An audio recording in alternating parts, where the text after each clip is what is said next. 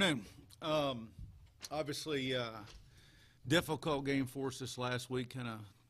It followed a difficult week, quite honestly, and played against a very good Tulsa team. I think a team that's extremely dynamic on offense, and just still amazed at that style of offense, which obviously Tulsa has adopted the Baylor style with Philip Montgomery coming from Baylor, and then obviously Dino Babers' success at Bowling Green.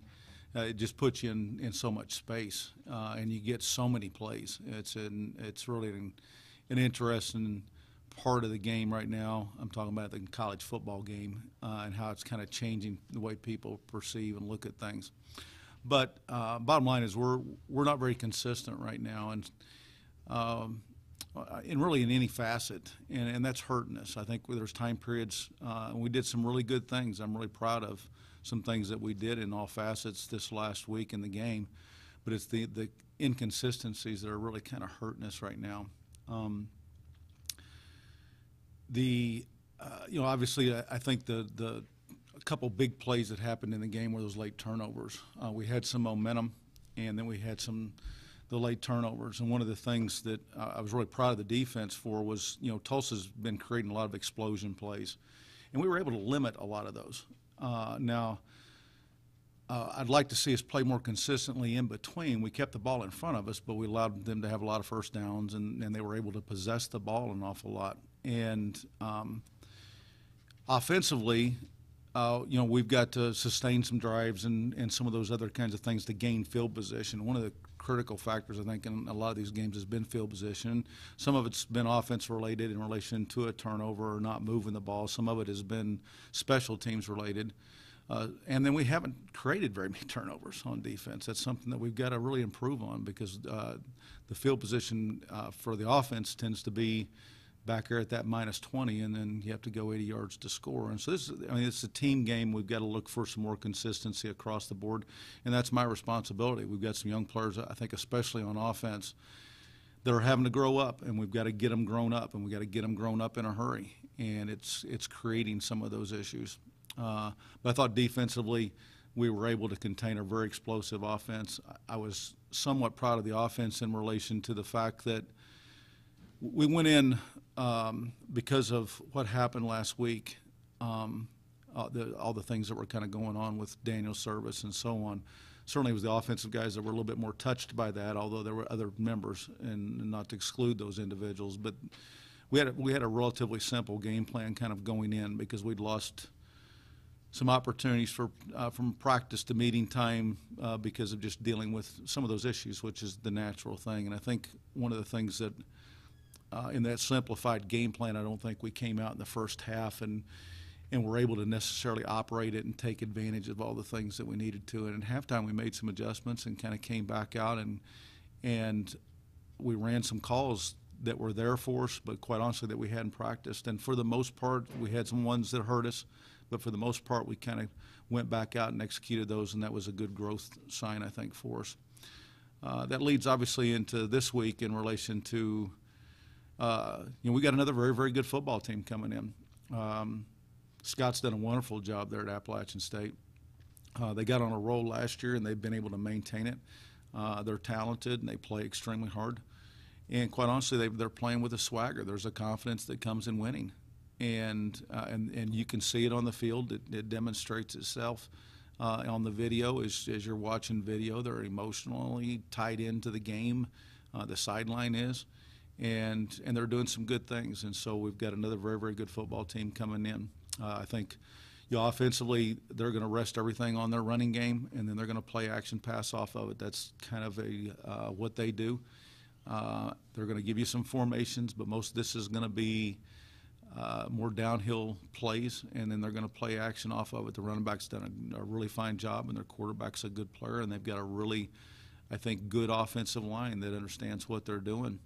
I think their overall strength is probably on their defensive side, where they've got 9 returning starters back from last year. And if you'll look at the national stats, they're ranked in almost every category that's out there, and many times in the top 10 in that national ranking defensively. And so They're playing good football together as a group, and they're taking care of the football. They're not beating themselves, and they're playing great defense. Obviously, with the maturity that they have on defense, and that's allowing for some offensive field position, and so they're playing well. And so we've got a big task ahead of us.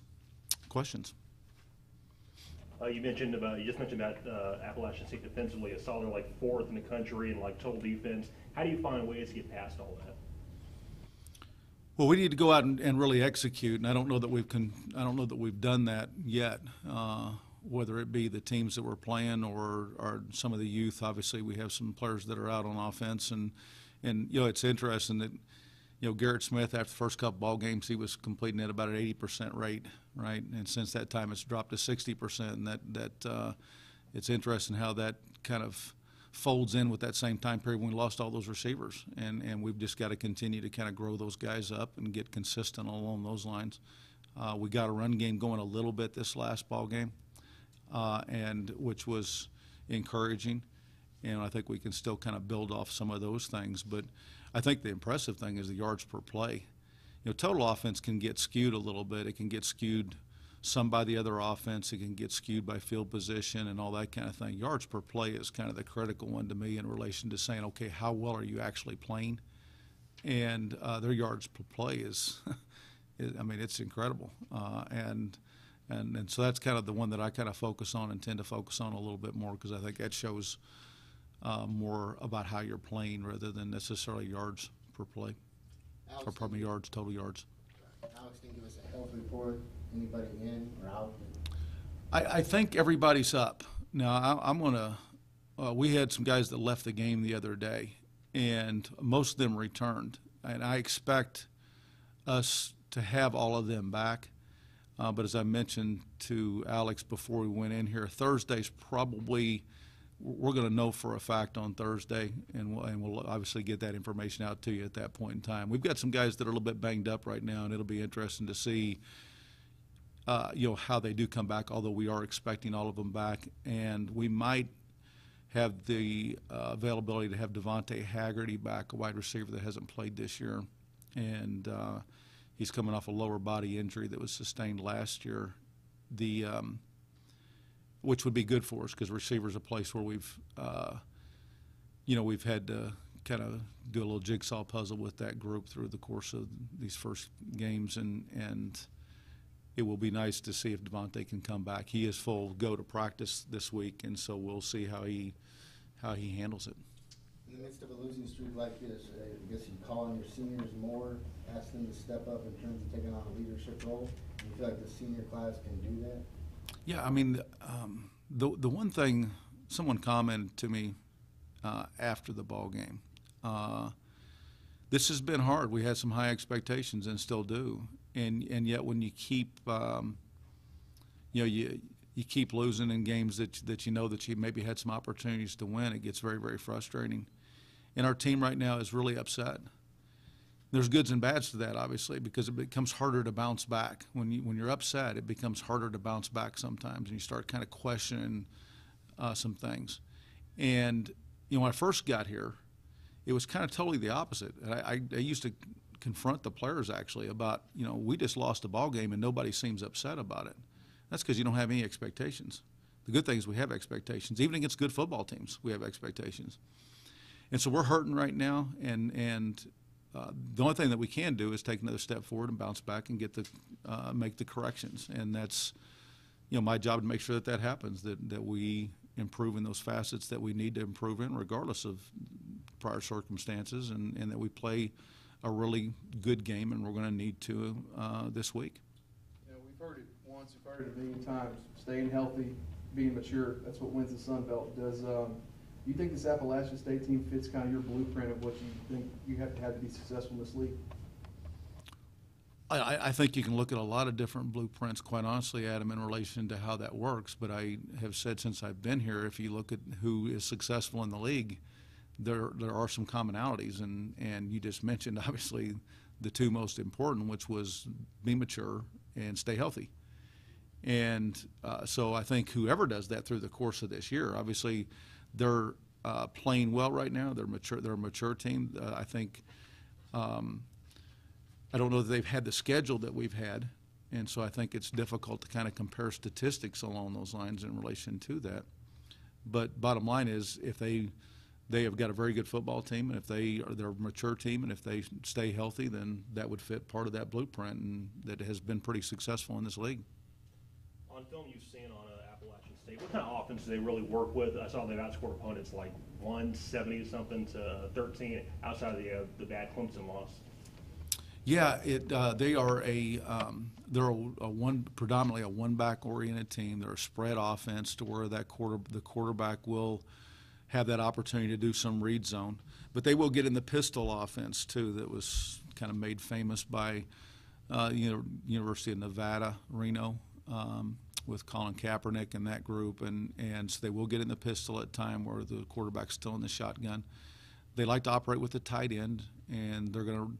They're a big zone-oriented run-blocking team, and then they will throw in some gap schemes. And again, they'll play action and kind of move some people in and out and try to disguise some things through motions and movements. Looking at their defense, it's another 3-4 front. I mean, that's predominantly what you guys have faced all season. How does what they do differ from some of the other similar styles you've seen? Yeah, actually, this is a totally different defense. Because University of Tulsa was a 4-down front. Alabama was a 4-down front. Surprisingly, Georgia was probably more 4-down than what we thought, so they were more even front too. This is really probably the first really dedicated odd front that we've seen all year that's truly dedicated to being an odd front team. They're going to try to confuse you with they're going to bring 4. They're not just going to bring 3. They're going to bring 4 and sometimes more. They're going to confuse you with their coverage shell and which one of those outside backers is basically going to come off the edge and change the coverage ratio to the side. And so this is really kind of an old school defense, quite honestly, and I'm not saying that's bad. But this is kind of a throwback. This is the true old school 50 defense that's going to rotate to 3 deep or rotate to 4 deep based off of which one of those backers comes.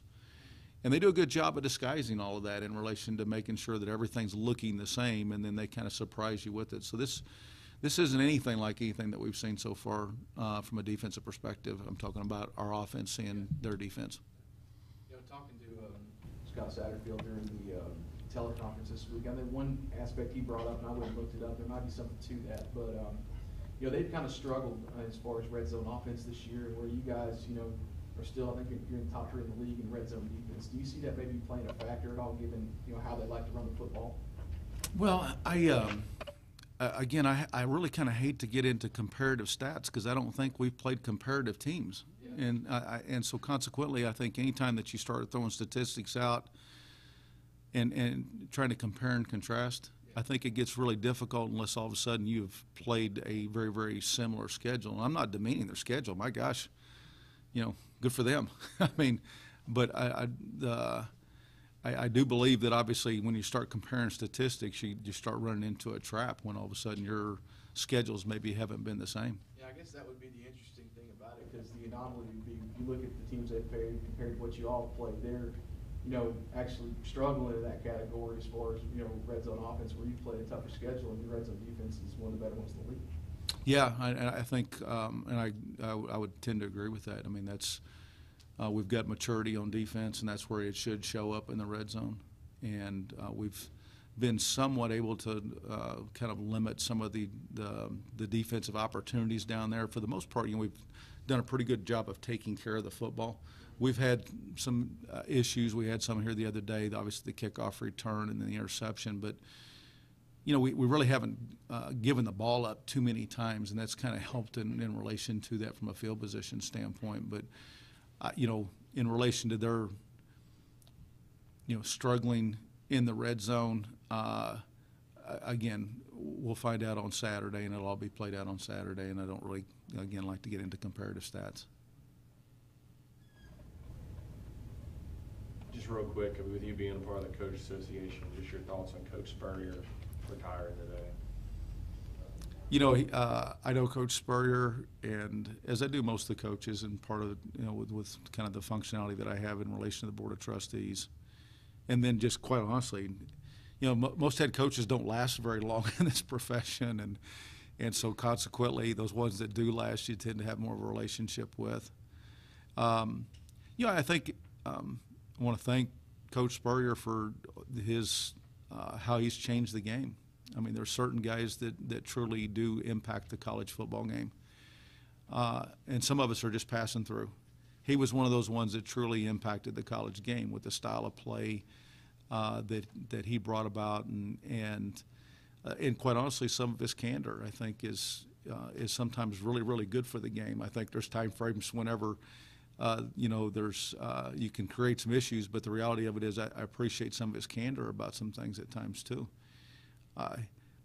He's really, really a good man, and he cared deeply about his players, and from a coach's perspective, while most everybody in our profession is like that, you hate to lose those ones that are like that. But I have not talked with him. I did read an article, and this kind of sums things up for him.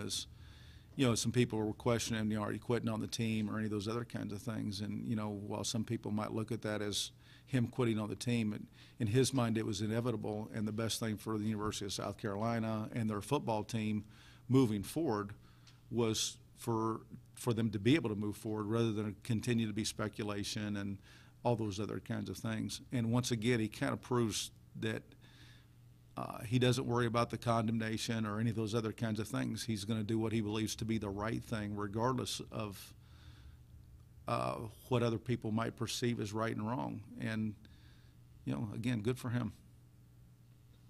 Last year, you guys lost to Appalachian State. It was a game that you guys lost at the end. What's the mentality from the players? Is there more of a payback mentality? We got to get these guys back. Oh, I don't know so much about that. I mean, there's so many guys on this team, especially from the offensive perspective, that weren't even on the trip last year, and so I don't know that as a coach you can coalesce anything around that, and so I think it's about just kind of winning the next ball game. I think we have I think the players that were a part of that game, obviously, we went up late in the ball game, and we let them kind of get a couple plays in there on us, and a couple personal foul calls against us hurt us in that thing from a defensive perspective, and then their young man walked out there and kicked a career-long field goal for him, which he'd been struggling, and so they that kind of summed up our season last year in a lot of ways. We had obviously some opportunities in that game to win that game and put it away, and we weren't able to for whatever reason, we weren't able to close the deal. And that's kind of what we need to focus on, is playing our best football and being consistent, as I was mentioning earlier, and then closing the deal. We need to close the deal. And some of that kind of comes with guys obviously playing well, not having personal fouls as we had in that game late in the game, and then knowing and believing that you're going to win games. It's I can reflect back a little bit, which I try not to do very often, but I think as a coach sometimes it's helpful to get a little bit of perspective in relation. In 2012, after we beat Arkansas, we were a different team. We acted different, we walked different, we did everything different, and quite honestly, it allowed for some other things to happen. If we'd have lost against Arkansas that year, I'm not sure we would have been the same team that year for the rest of the season. And certainly Arkansas wasn't the same team after they lost to us that year, even though that they were. And I think that's the one part of this whole thing that gets overlooked sometimes is there's momentum that happens in a college game. There's momentum that happens in a college season too. And you can probably pick those ones right now around the country that have some momentum, playing above their head, that weren't even on the radar early in the season, right? Nobody even gave them a chance early in the season. Look at Utah, right? They were not much thought of them, right? And then there's some other teams out there that had some tough breaks, maybe had some injuries or two that have kind of fallen off the map. And once again, a lot of that kind of goes back to that momentum in a season about how things are going and what you believe. And, the thing that we try to do around our place is to get rid of all the peripheral opponents, all those things that are out there, whether, that can keep you from doing the things that you need to do in order to be successful, and let's focus on the things that we need to do to be successful, embrace them, engage them, get them taken care of, and then go win. And but that's, quite honestly, that's sometimes difficult to do when other things are spinning around you.